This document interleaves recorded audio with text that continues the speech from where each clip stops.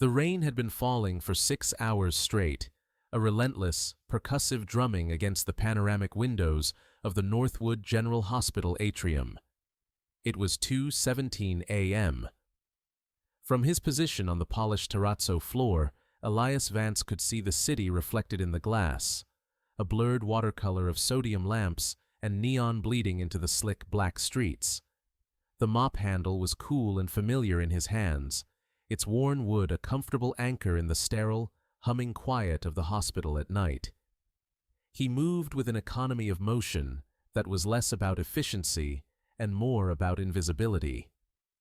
For the past 4 years, Elias had perfected the art of being unseen, a ghost in a gray uniform, navigating the labyrinthine corridors where life and death were traded in hushed, urgent tones.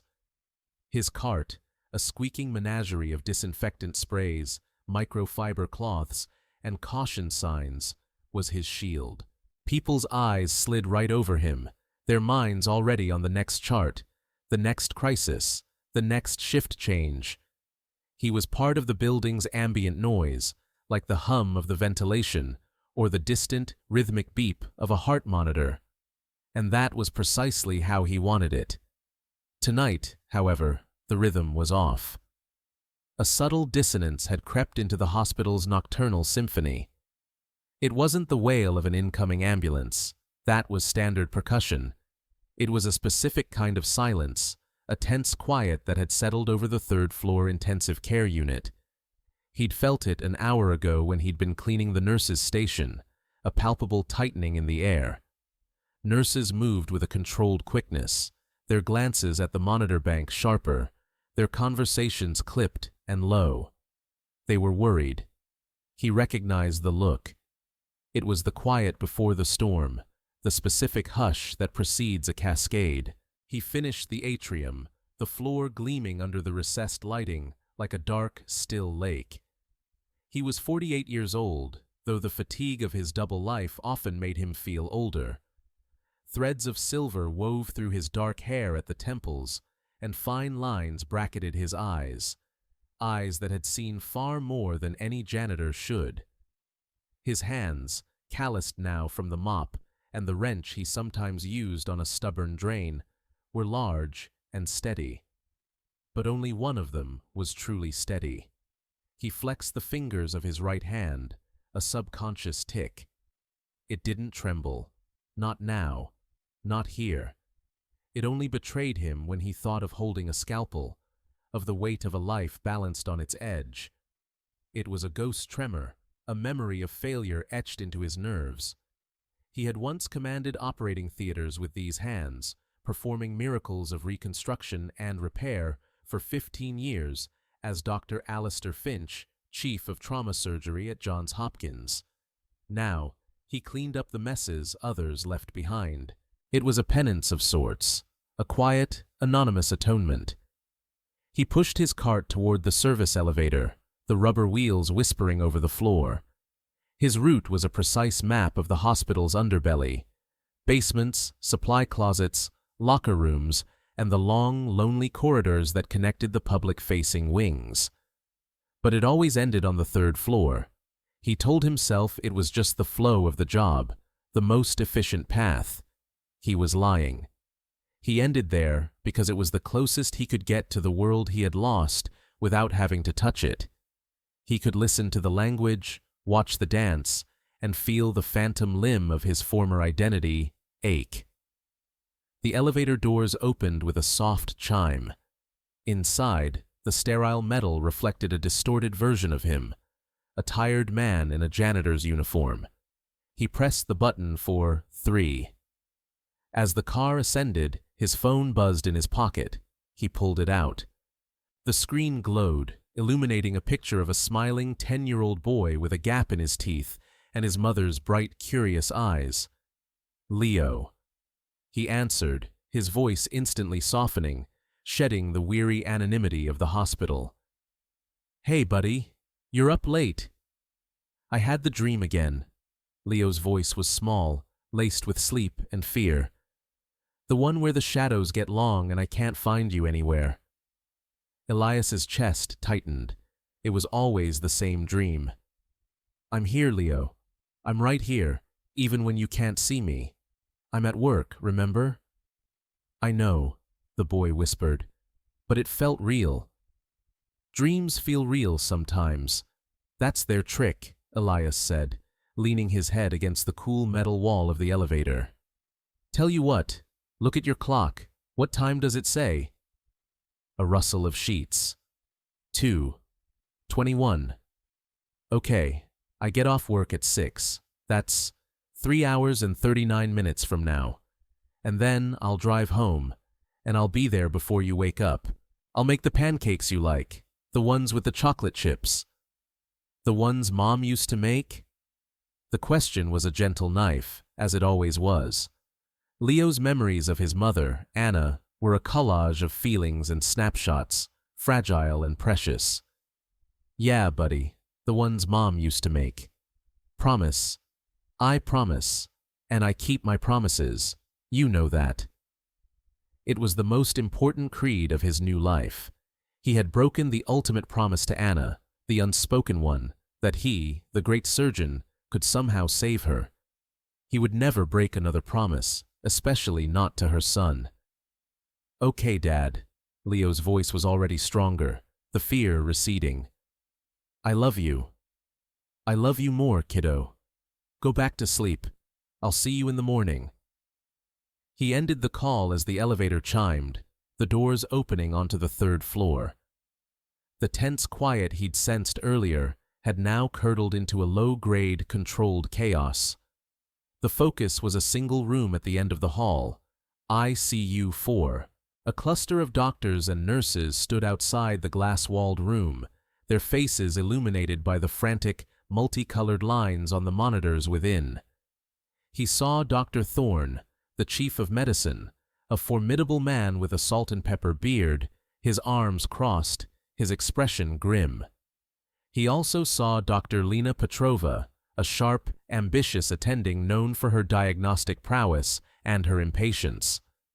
Elias began his work, his movements slow and deliberate, mopping the floor at the far end of the corridor, his presence designed to be ignored. He was just cleaning a spill. But he was listening, and he was watching. The pressors are barely holding her, a young resident, his face pale with stress, reported to Thorne. Her lactate is still climbing, renal function is cratering. We're losing her, and we don't know why. What's the story again? Thorne asked, his voice a low rumble. Chloe Jensen, 22 years old, Petrova answered, not taking her eyes off the monitors. Came into the ED 12 hours ago with nausea, vomiting, confusion. Boyfriend said they were hiking this afternoon. No known allergies, no pre-existing conditions. All the standard tox screens are negative. Sepsis panels are negative. We've run everything. CT, MRI, lumbar puncture, nothing.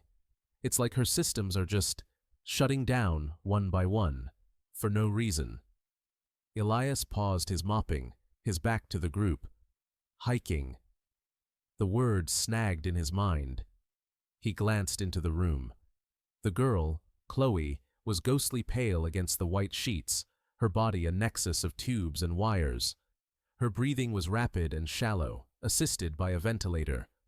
On the monitor, he saw the numbers. Heart rate 140. Blood pressure 80/40 and falling. He saw the distinctive sharp T waves on the EKG.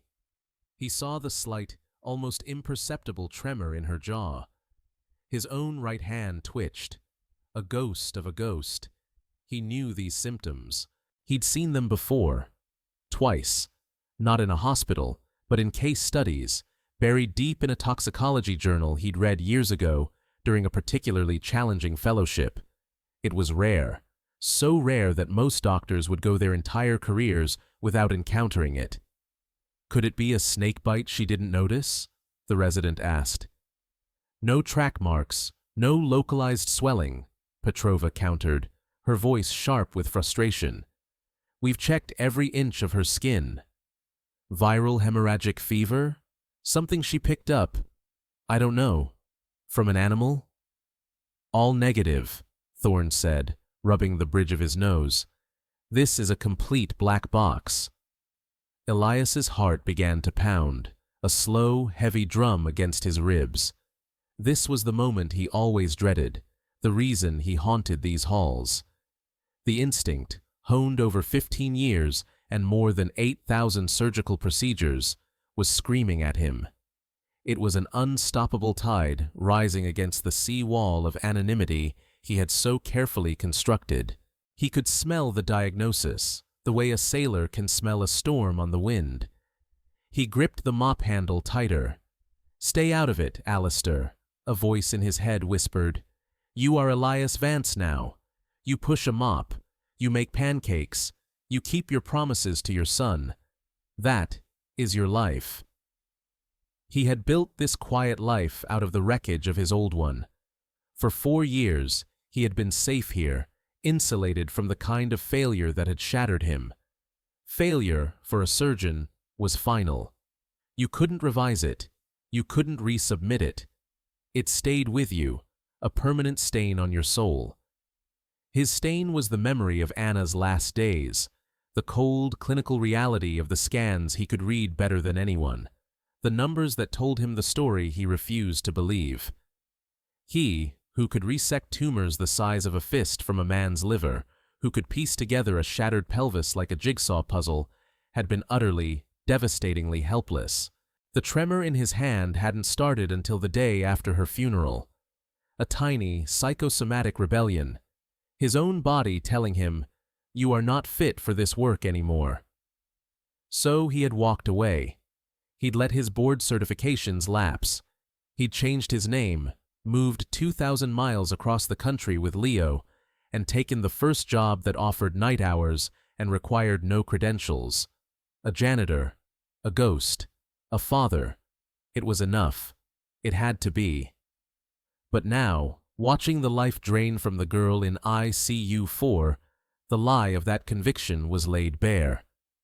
If you believe that people deserve to be seen for who they truly are, not just what their job title says, subscribe now and share this story. Now, back to what happens next. Elias looked at the clock on the wall. 2:38 a.m. He thought of Leo, safe in his bed.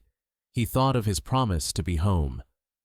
Then he looked at the girl on the bed, not much older than some of his residents had been. She had a life, a future. She had people who were waiting for a call, people whose world was about to break. And he, the janitor, held the key. It was a terrible, damning kind of knowledge. To know and to do nothing was its own form of failure.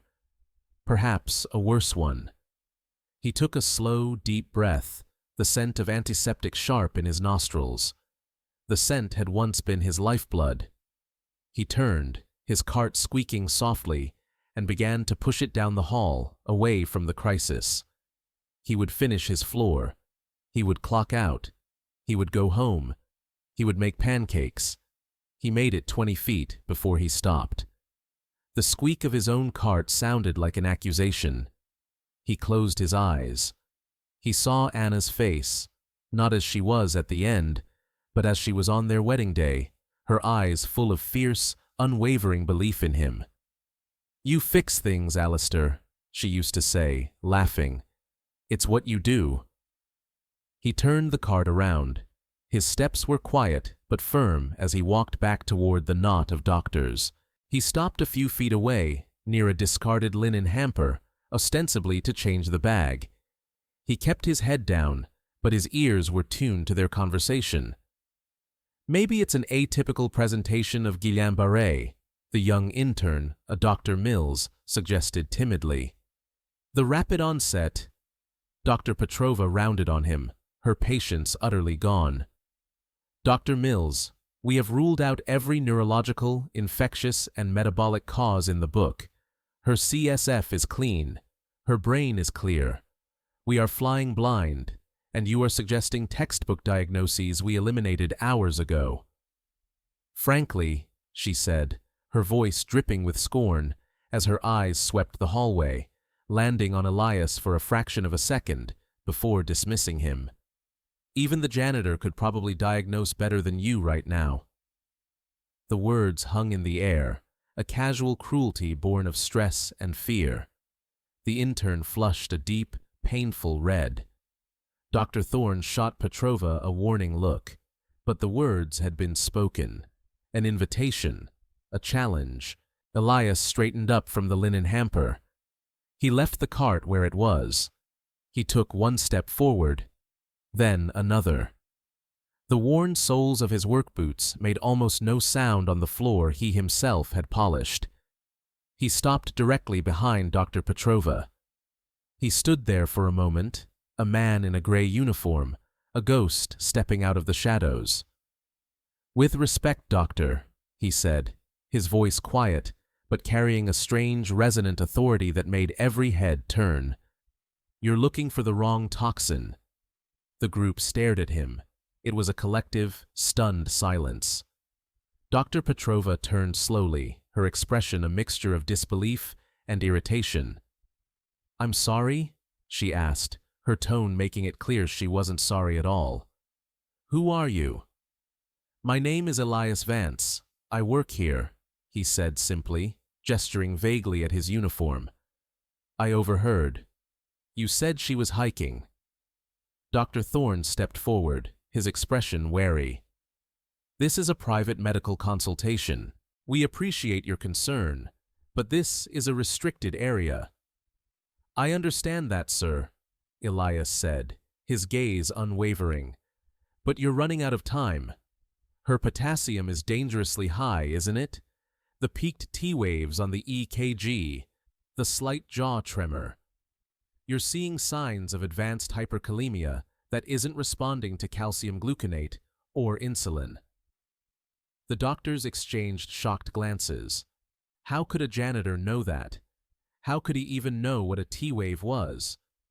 "Her blood pressure is dropping because of widespread vasodilation," Elias continued, his voice gaining a calm, rhythmic cadence that felt eerily familiar to him, a muscle memory of a different life. "You're treating for sepsis, but there's no infection. You're looking for a neurotoxin, but it's not her nerves. It's her cellular metabolism. The poison is stopping her body from being able to use oxygen at a cellular level." Dr. Petrova stared, her mouth slightly agape. "What are you talking about? What poison?" Elias met her eyes. "Did you ask her boyfriend if they foraged for anything? Berries? Mushrooms?" Thorne's eyes widened slightly. "He mentioned they were learning about wild edibles. He said she might have tried a few wild onions." Elias nodded slowly. The final piece clicked into place. They weren't wild onions. They look similar. Same long green stalks. Same small white bulb. But they don't smell like onions when you crush the leaves. They smell like nothing at all. You're looking for Zygodinus venenosus, common name, death camas. A heavy silence fell over the corridor. The name meant nothing to the intern, but Thorne and Petrova, their minds racing through dusty corners of their medical training, felt a flicker of recognition. It was a plant, a notoriously toxic one. "Death camas," Petrova whispered, testing the words. "The alkaloids. They act on sodium channels." "Exactly," Elias affirmed. "It floods the cells, causing massive potassium release from the intracellular space. It creates a functional hypoxia. Her body is screaming for oxygen, but her cells can't use it. That's why her lactate is so high. It's not septic shock. It's histotoxic anoxia." Dr. Thorne stared at him, truly seeing him for the first time. He saw past the gray uniform, past the tired lines on his face. He saw the quiet, unshakable confidence of a man who was not guessing. He was stating a fact. "And how?" Thorne asked, his voice low and dangerous. "Would a janitor know that?" Elias held his gaze. He didn't flinch. He didn't need to prove himself. The girl in the room needed him to be right. "I read a lot," he said, the simple answer a profound understatement. He turned his attention back to the problem. The standard tox screens wouldn't look for zygosine. It's too rare. There's no specific antidote. You have to treat the symptoms aggressively. But you're treating the wrong ones. You need to get her on a high-dose atropine drip to counteract the bradycardia that's coming next. And you need to start emergent hemodialysis to clear the potassium and the alkaloids from her blood. Not later. Now. You have maybe 30 minutes before she goes into irreversible cardiac arrest. That's an incredibly aggressive and unorthodox course of treatment based on a guess about a plant, Petrova said, though her voice had lost its sharp edge, replaced by a thread of uncertainty. She was recalculating. Everything. It's not a guess, Elias said quietly. I've seen this before. Twice. In detailed case files from a poisoning cluster in the Pacific Northwest in the late 90s. The presentation is identical. He remembered the journal article clearly. It was during his fellowship, a rainy Tuesday afternoon spent in the medical library at Hopkins. He'd been avoiding a mountain of paperwork. The article had fascinated him, a perfect storm of botany and cellular biology, a diagnostic puzzle of the highest order. He'd committed it to memory, the way he committed everything that might one day be useful. He never imagined the day would come in a hospital corridor, dressed in a janitor's uniform. Stories like this remind us that expertise can hide anywhere, and dismissing someone based on their position might mean missing the person who could save everything. If that resonates, hit like and comment where you're watching from, because what Elias does next changes everything. A sudden, piercing alarm blared from inside ICU 4. On the monitor, a flat line. A systole. "She's coding!" the intern, Mills, yelled. Chaos erupted. Nurses and a crash cart team rushed into the room. Petrova and Thorne were right behind them. "Starting compressions!" "Push one of epi." Elias stood in the doorway, a still point in the swirling storm of medical urgency. He watched them work, their movements efficient, practiced, but desperate.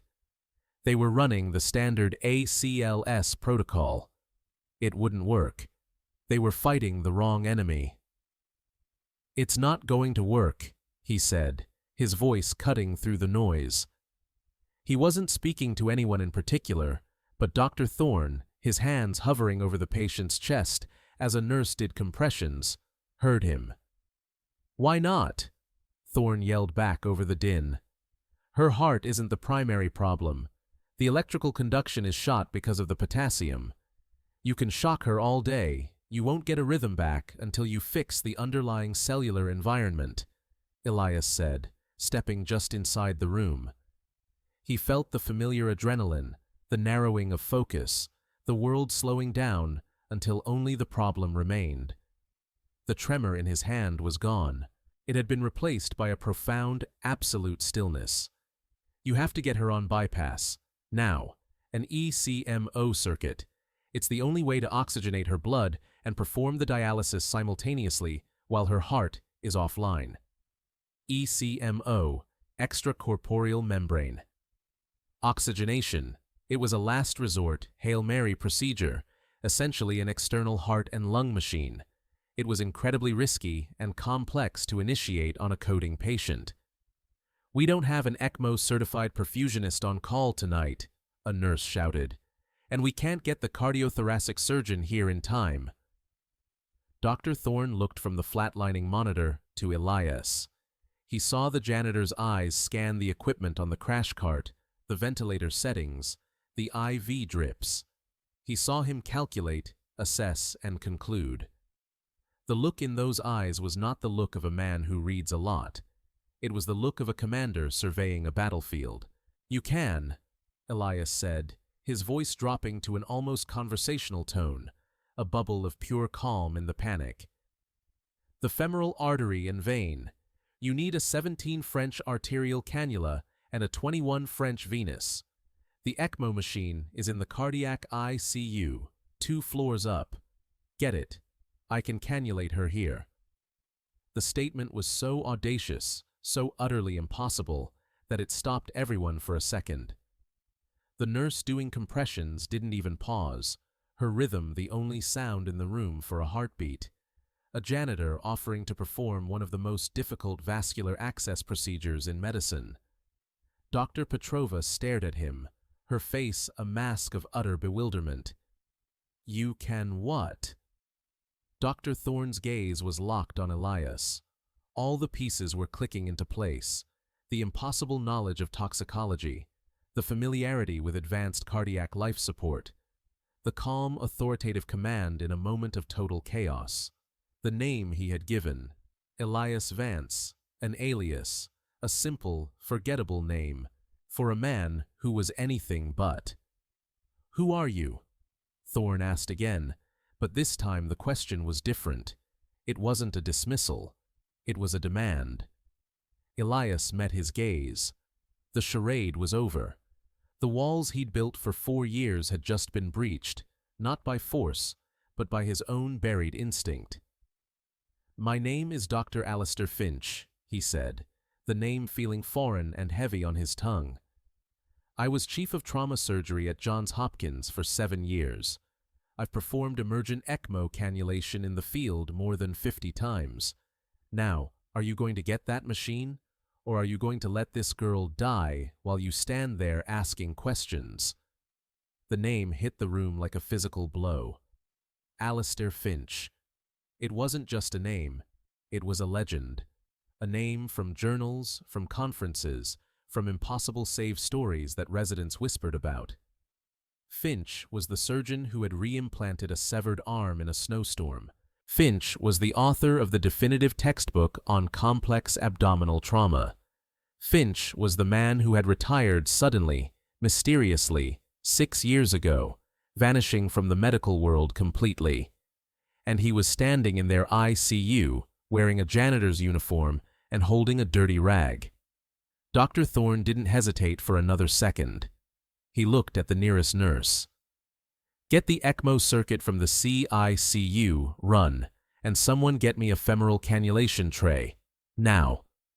He turned back to Elias, to Finch. The hierarchy of the hospital inverted in that instant. The janitor was now in command. "The field is yours, doctor." Finch, he was Finch again, for this moment, nodded. He stripped off his gray work shirt, leaving him in a clean white undershirt. He wasn't sterile, but in this situation, life trumped sterility.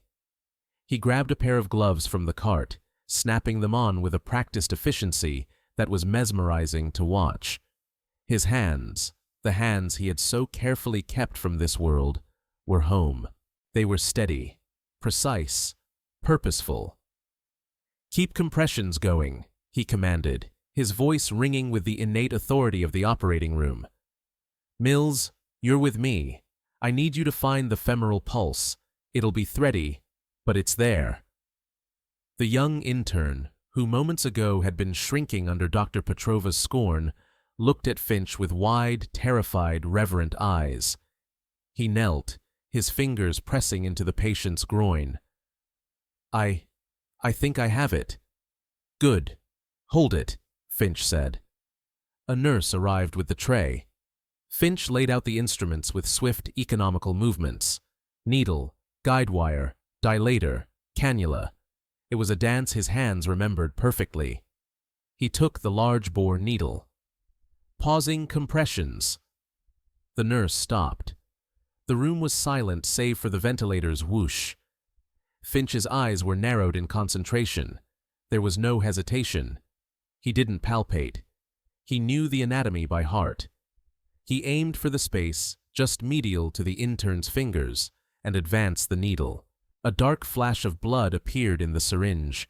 He was in the artery. "Wire," he said, his hand held out. The nurse slapped it into his palm. He threaded it in. "Dilator." He prepared the vessel. "Okay, get the venous line ready. Same procedure, 2 centimeters medial." He worked with a speed and confidence that was breathtaking. Within 90 seconds, a feat that would have taken the on-call cardiac surgeon 10 minutes under ideal conditions, he had established both arterial and venous access. Just as he secured the final line, the ECMO machine arrived, wheeled in by 2 frantic nurses. "Prime the circuit and connect," Finch ordered.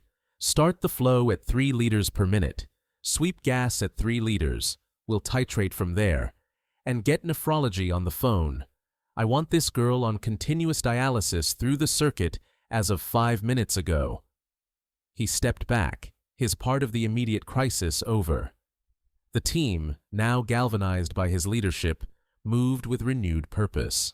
The dark, deoxygenated blood from Chloe's body was drawn into the machine, swirled through the oxygenator, and returned to her, a bright, life-giving crimson. Her vital signs, which had been flat, began to register faint, machine-driven flickers of life. Dr. Thorne was staring at Finch, his face a mixture of awe and profound confusion. "Finch," he said, the name still sounding unreal. Finch picked up his discarded gray shirt from the floor. The adrenaline was beginning to fade, and the weight of what he had just done settled on him. He had broken his own most sacred rule. He had stepped back into the fire. "Her name is Chloe," he said quietly, his voice back to being just Elias's. "She's not a case file. Let's keep her alive." He turned and walked out of the room, leaving behind a team of stunned medical professionals who were now, finally, fighting the right war. He walked past his abandoned cart, down the corridor, and into the empty stairwell. He leaned against the cold concrete wall, the smell of dust and disuse filling his lungs. He looked at his right hand. It was perfectly, completely still. The tremor was gone. But for how long? He had saved a life, but he had sacrificed his sanctuary. The ghost was out, and he had no idea how to put it back. The next 2 hours were a blur. Elias finished his shift on autopilot, his mind 1,000 miles away from the floors he was mopping. The news filtered down through the hospital's nervous system. The girl in ICU 4, the mystery case, had been stabilized. They were saying it was a miracle. They were saying the janitor had diagnosed her. Whispers followed him down the hallways, a current of curiosity and disbelief. He ignored them, keeping his eyes on the floor, his movements rhythmic and unchanging. He was a janitor. He had a routine. He clung to it like a life raft. At 5:55 a.m., he clocked out. He walked through the automatic doors into the pre-dawn gloom. The rain had stopped, leaving the air washed clean and smelling of wet asphalt and earth. The sky to the east was a pale, bruised purple. He got into his 10-year-old sedan, the engine turning over with a familiar, comforting grumble. The drive home was quiet. He didn't turn on the radio. He needed the silence to process the seismic shift that had just occurred in his life. Alistair Finch. He hadn't heard that name spoken aloud in 6 years. It felt like a costume he had taken off and stored in an attic, a costume that had just been forced back on him. He had been so careful. A new state, a new name, a job so far removed from his old life that no one would ever make the connection. He had constructed a fortress of anonymity around himself and his son, and he had just torn down the gate with his own 2 hands. He pulled into the driveway of his small, rented bungalow. The lights were off. He let himself in quietly. The house was still, filled with the soft sounds of a sleeping child. He walked to Leo's room and stood in the doorway. His son was curled up under a superhero-themed comforter, his breathing deep and even. The fear from the nightmare was gone. On his nightstand was a framed picture. It was of Elias, Leo, and Anna, taken on a beach a year before she got sick. Anna was laughing, her head thrown back, the sun catching in her hair. She looked incandescently alive. He felt a familiar pang of grief, sharp and deep. He had left his profession not just because of the tremor, but because of the unbearable arrogance of it. He had been a god in his own small kingdom, a master of flesh and bone. And when it mattered most, for the person who was his entire world, his skills had been useless. He couldn't cut out the microscopic cells that were killing her. He couldn't command her body to live. His expertise had been a mockery. The tremor was just the physical manifestation of that profound, soul-crushing impotence. Hiding wasn't just about protecting Leo, it was about punishing himself. He went to the kitchen and pulled out the mixing bowl. He measured the flour, the sugar, the baking powder. He cracked the eggs. The familiar domestic ritual was grounding. He was Dad. This was his job now, making pancakes, keeping promises. Just as he was melting butter in the pan, his phone rang. It was an unfamiliar number, but he knew who it was. He hesitated, then answered. "Vance," he said, his voice neutral. "It's Aris Thorne," the voice on the other end said. "Dr. Finch." Elias closed his eyes. "My name is Elias Vance." There was a pause. "Okay, Elias," Thorne said, his voice laced with a respect that hadn't been there a few hours ago. "Chloe Jensen is stable. We started the dialysis through the ECMO circuit. Her potassium is coming down. Her blood pressure is improving. You were right. About everything. You saved her life."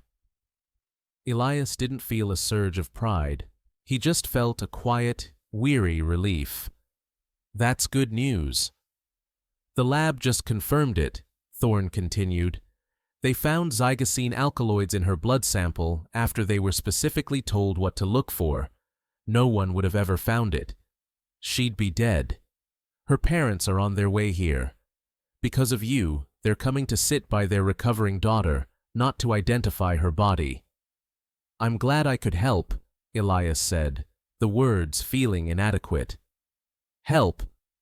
Thorne's voice was incredulous. "You did more than help. You performed a miracle. Which brings me to my question. What in God's name are you doing pushing a mop at my hospital, Finch?"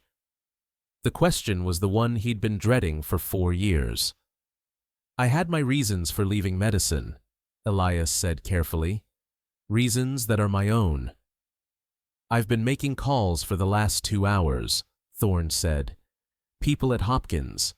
They said you were the best they'd ever seen. A rock star. And then you just disappeared. They said your wife passed away. I'm sorry." "Thank you," Elias said, his throat tight. "But that doesn't explain this. A man with your gifts, cleaning floors? It's a waste. It's a tragedy." "My life is not a tragedy, Doctor," Elias said, his voice firm. "I have a son. I'm raising him. That is my priority. That is my purpose." "No one is questioning that," Thorne said, his tone softening. "But what happened in that ICU tonight, that was a purpose too, a gift. You can't just bury that.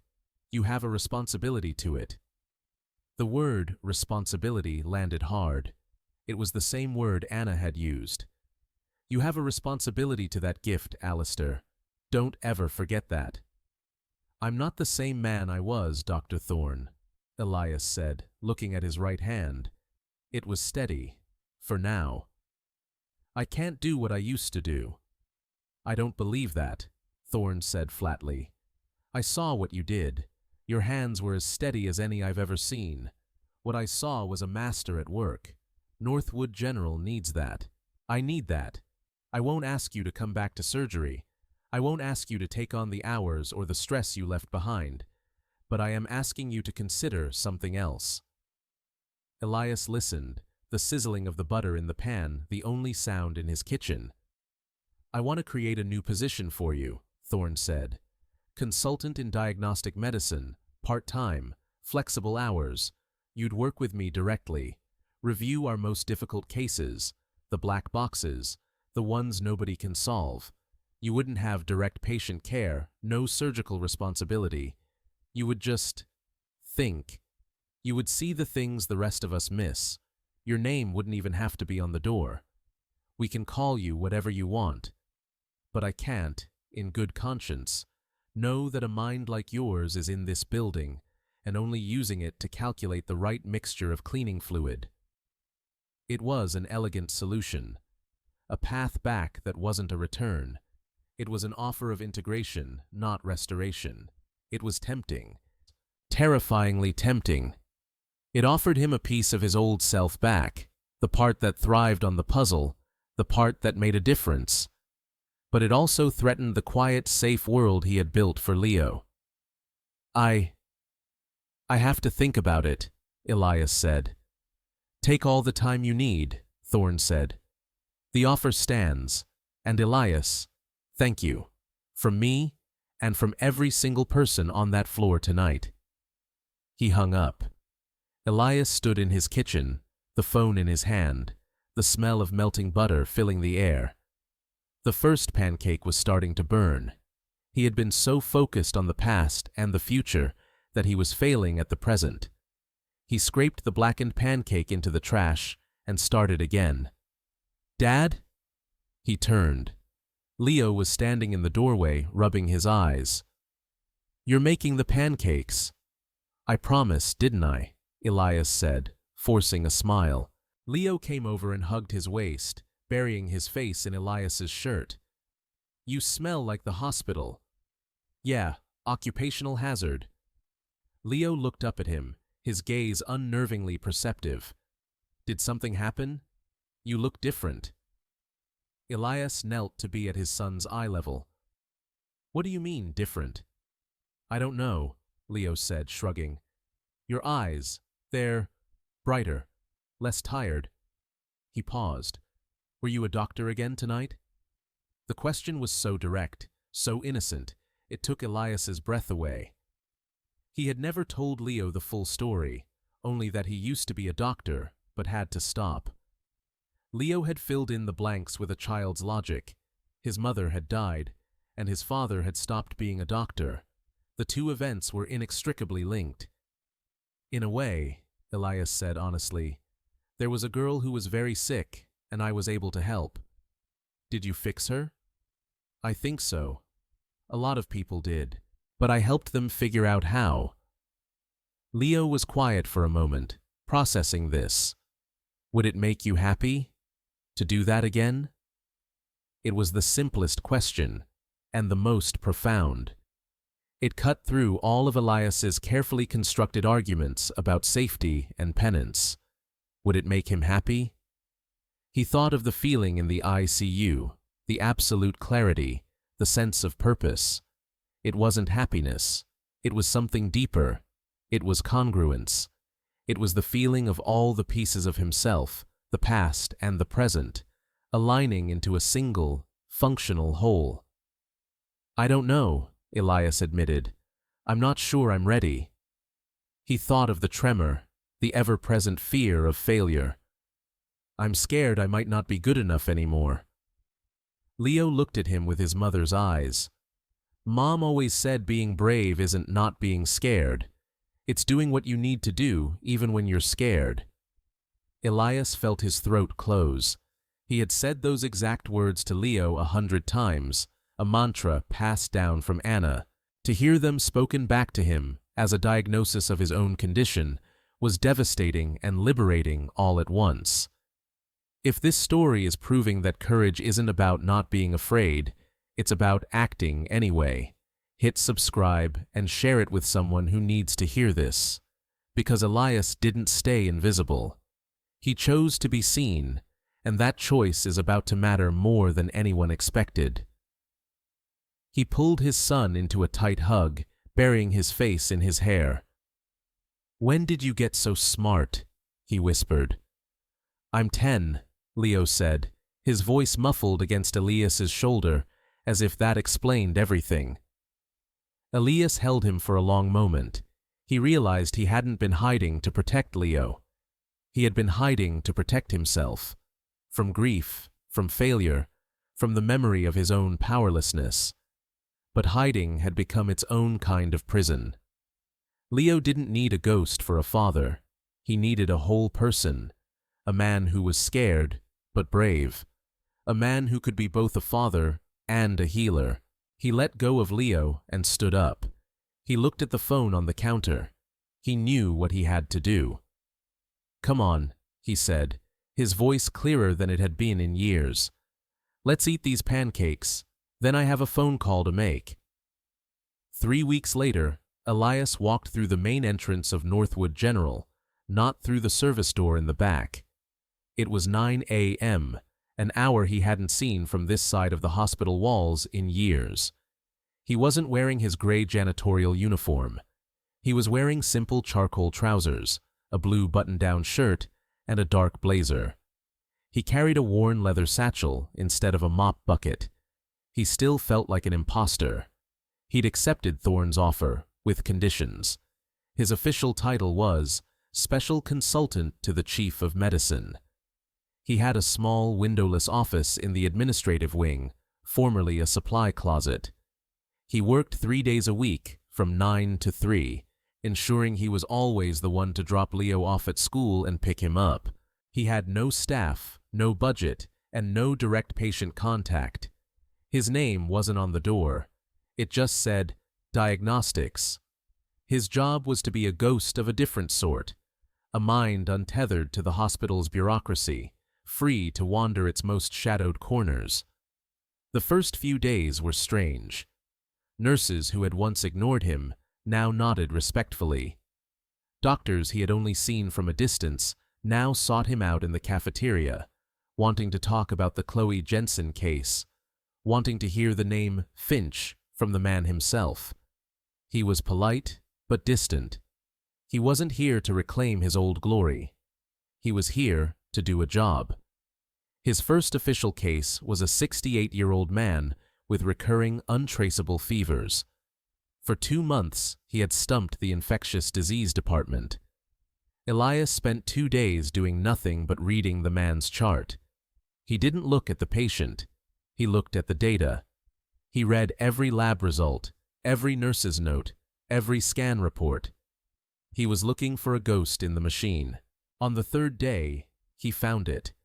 A small parenthetical note from a junior radiology resident on a chest CT from 6 weeks prior. Possible minor calcification on aortic valve, likely age-related. Everyone else had ignored it. Elias zeroed in on it. He cross-referenced it with a blood culture that had shown a faint, indeterminate gram-positive signal that was dismissed as a contaminant. He walked into Dr. Thorne's office. Thorne looked up from his paperwork. "Elias, find something?" "Your patient with the fevers," Elias began without preamble. "It's not an infection, it's an inflammation. He has culture-negative endocarditis. The source isn't a common bacterium, it's Trophorema whippleyi." Thorne blinked. Whipple's disease? That's a gut disease. His GI scopes were all clean. "The classic presentation, yes," Elias agreed. "But in about 15% of cases, it presents as an isolated endocarditis, especially in older men. The fevers, the slight anemia, the indeterminate blood culture, it all fits. The standard 7-day culture wouldn't grow it. You need a 21-day culture, or better yet, a PCR test on the valve tissue itself." Thorne leaned back in his chair, a slow smile spreading across his face. "You got all that from a radiologist's footnote?" "Details matter," Elias said. "The small detail is always the one that unravels the whole thing." A PCR test was ordered. It came back positive for Whipple's disease. The patient was started on a long-term course of antibiotics, and, within a week, his fevers were gone for the first time in months. Elias's second case proved his first was not a fluke. He had not lost his gift. He had only misplaced it. His new role began to change him. The tired, haunted look in his eyes was slowly replaced by a quiet focus. He walked with more purpose. He engaged in conversations. He was becoming visible again, not as the legendary Dr. Finch, but as Elias Vance, the quiet man in the diagnostics office who could see things no one else could. The hospital began to change, too. Thorne, inspired by Elias's methods, instituted a new weekly meeting, the Black Box Rounds. It was a forum where doctors from every department could present their most baffling cases. Elias didn't lead the meetings, but he always sat in the back, listening. Sometimes he would say nothing. Other times he would ask a single, incisive question that would reframe the entire problem. He was teaching the hospital to think like him, to look for the ghost in the data, to respect the small, overlooked detail. The Finch method, as the residents began to call it, was about humility, the humility to admit you were wrong and to look at a problem from a completely new angle. One afternoon, about 2 months into his new role, he was leaving the hospital when a young woman approached him in the lobby. She was walking with a slight limp, but her face was bright, her eyes clear. It took him a moment to recognize her. It was Chloe Jensen. "Mr. Vance?" she asked tentatively. Her voice was strong now. "It's Elias," he said, a small smile touching his lips. "And you must be Chloe. It's good to see you on your feet." Her eyes filled with tears. My parents told me what you did. They told me that you're Dr. Finch, and that you were working as a janitor." Elias nodded. "I was. I don't understand why," she said, "but that doesn't matter. What matters is that you were there. You were there, and you spoke up. You saved my life." She took a shaky breath. "How do you thank someone for that? How do you thank someone for your whole future?" "You don't have to," Elias said gently. "You just live it. Live it well. That's thanks enough." She impulsively threw her arms around him, a hug that was full of a future he had almost let slip away. "Thank you," she whispered. "Thank you for being there." He stood in the lobby for a long time after she left, the warmth of her gratitude seeping into him. He hadn't realized how cold he had been for so long. He wasn't just a father anymore. He wasn't just a healer. He was starting to become both. That evening, he took Leo to the park.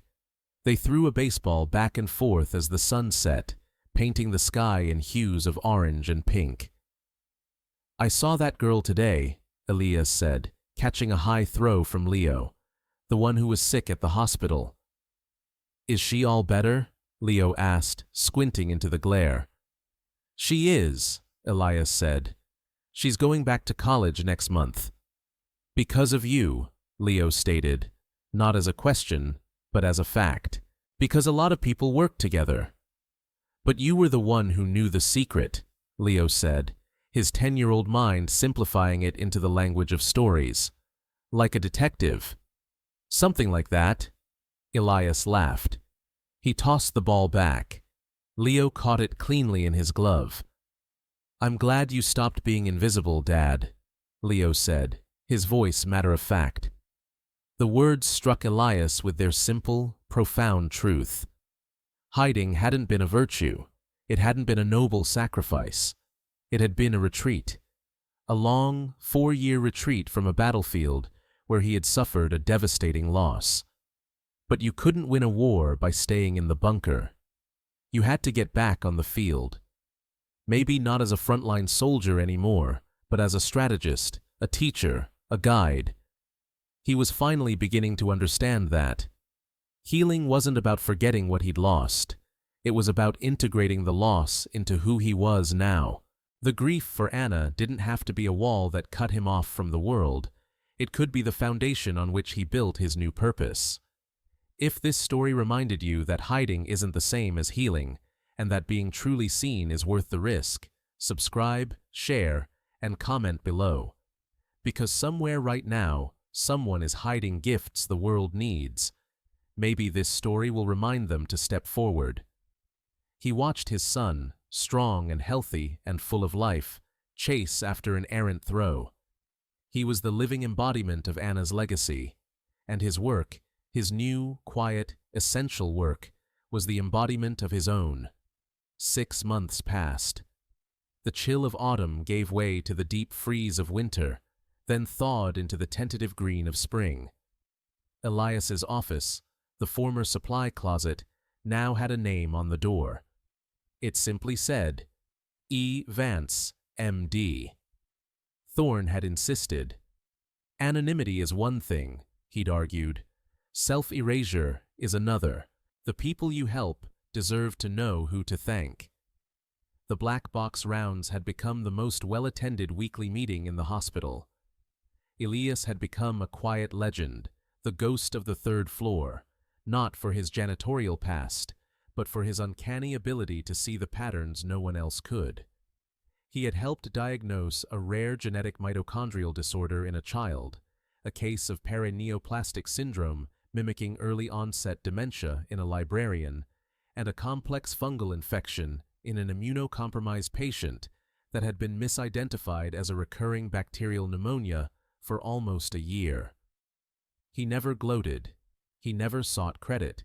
He simply presented the logic, pointed the way, and stepped back, letting the other doctors take the lead. He was teaching them to fish, not just giving them a fish. His life with Leo had found a new, healthier rhythm. The nightmares had stopped. The fear that had haunted the edges of their small family was receding, replaced by a comfortable, lived-in peace.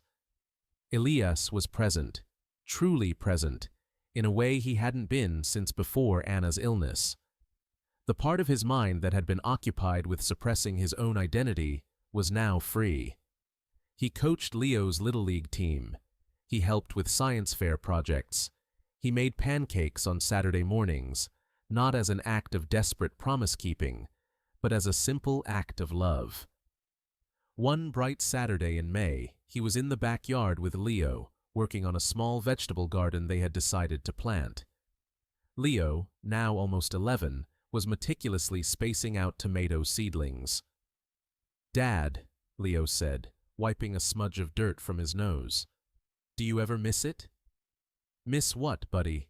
Elias asked, tamping down the soil around a bell pepper plant. "Being the boss, the chief, the guy who did the cutting." Elias paused, leaning back on his heels. He considered the question. He thought of the adrenaline of the OR, the weight of the scalpel, the godlike feeling of commanding a room where a life hung in the balance. "Sometimes," he admitted honestly, "I miss the feeling of fixing something with my hands, but I don't miss the weight of it. What I do now, it feels like fixing things too, just in a different way. It's like I'm finding the right key for a lock nobody else can open." He looked at his right hand, resting on his knee. It was just a hand now, not a weapon, not a failure, not a symbol of his grief. Just a hand that could plant a garden, hold a baseball, and point the way toward an answer. Dr. Thorne called him later that day. It wasn't about a case. "The board approved it," Thorne said, his voice brimming with satisfaction. "The Anna Finch Diagnostic Fellowship." Elias was silent for a moment, the name a beautiful, painful chord. It had been Thorne's idea, a way to formalize and perpetuate the work Elias had started. It would be a one-year fellowship for a promising young doctor to train directly under Elias, learning his methods of deep-dive diagnostic investigation. "We'll fund it through the hospital's educational foundation," Thorne continued. "The first Finch Fellow starts in July. It's your legacy, Alistair. Hers and yours." Legacy. It was a word he had long since abandoned. He had thought his only legacy would be his son. But now, something else was growing, something that would ripple outwards, saving lives long after he was gone. It was a living memorial to the woman who had believed in his gift more than anyone. "Thank you, Eris," Elias said, his voice thick with emotion. "That means more than you know." A year later. Leo was 12, tall and lanky, the gap in his teeth long gone. He had his mother's smile and his father's quiet intensity. Elias stood on the sidelines of a soccer field, watching Leo's team play. The sun was warm on his face. He was no longer just a spectator in his own life. Next to him stood Dr. Aris Thorne. They had become friends, a bond forged in the crucible of ICU-4. "The new fellow is sharp," Thorne said, breaking the comfortable silence. "She solved the vasculitis case on her own this week, asked one question that blew the whole thing open. Sound familiar?" Elias smiled. "She's a fast learner." "She's learning from the best," Thorne said. He clapped Elias on the shoulder. "You know, that night, the night with Chloe Jensen, I keep thinking about it. What if you hadn't been there? What if you had just kept mopping the floor?" Elias watched Leo take a shot on goal. The ball soared, hitting the crossbar with a loud thwack. Leo groaned in frustration, but immediately turned to get back on defense. "I almost did," Elias confessed. "I almost walked away. I spent 4 years believing that being a father and being a doctor were two different things, and I had to choose. I thought hiding was how I kept my promise to be there for him." He nodded toward his son. "But I was wrong. The best way to be there for him is to be whole. He doesn't need a fraction of a man. He needs all of me, the father, the healer, the man who grieves his wife, and the man who uses that grief to fuel his work." He looked at Thorne, his eyes clear and steady. The ghost of Alistair Finch and the quiet man Elias Vance had finally merged. They were one and the same. "My name is Elias Finch," he said, the two names finally fitting together, seamless and strong. "I'm a father, and I'm a doctor, and my job is to see the things that are hidden,